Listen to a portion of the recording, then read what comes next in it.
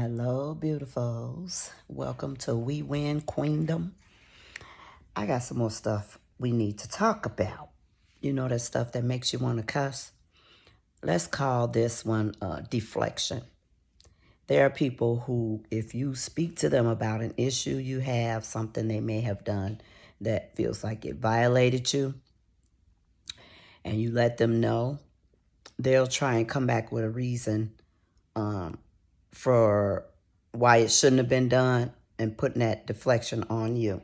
For instance, let me give you a story. I had just had my yard cleaned up real nice. The day after that, one of my neighbors decided they wanted to clean their yard. So in doing so, they clipped the hedges and a few leaves fell down in front of on my yard. Now, it really made no sense because most people, when they cut their hedges, they really cut their hedges. So it's a lot. That means it needed to get done. This time, it was only, it was a little less than the last time, put it that way. A little less mess than the last time my neighbors decided to cut their bushes. And again, I look out in my yard and I see the debris in my yard. I say, you know what, this is the second time they done did this. I have to say something. So I decided to call, and I had to leave a message. So they called back, and it was said something to the effect that, oh yeah, I spoke with that person and explained to them, you have a disability, even if it is a little bit of a mess, they shouldn't be doing it. So I'm like, okay, yeah, would you please let them know, don't do it again. So we got an understanding that it wouldn't happen again. But then later on, see, sometimes I be a little slow. I go back over the conversation. I know y'all do this all the time. You go back over the conversation in your head and you think about what was said. It was like, wait a minute, I should have addressed that issue. So what the person did to deflect the conversation is say, yeah, you have a disability, so they shouldn't be doing that. And it was like, that had nothing to do with what I'm speaking on.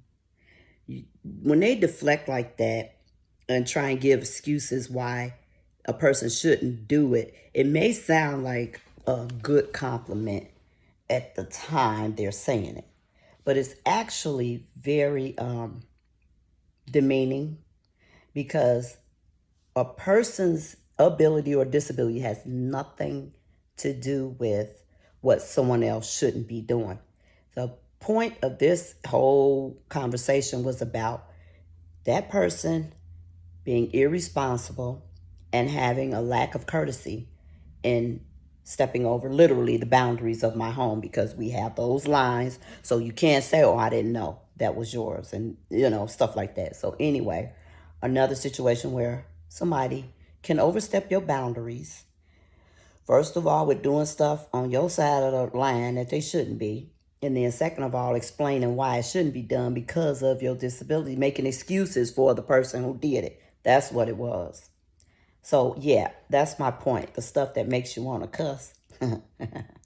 Well, anyway, that's basically what I wanted you guys to be aware of. And most of you who noticed the deflection, if you can handle that right away, I mean, you don't have to get into an argument or anything, but just explain, make them, or not make, you can't make nobody do nothing.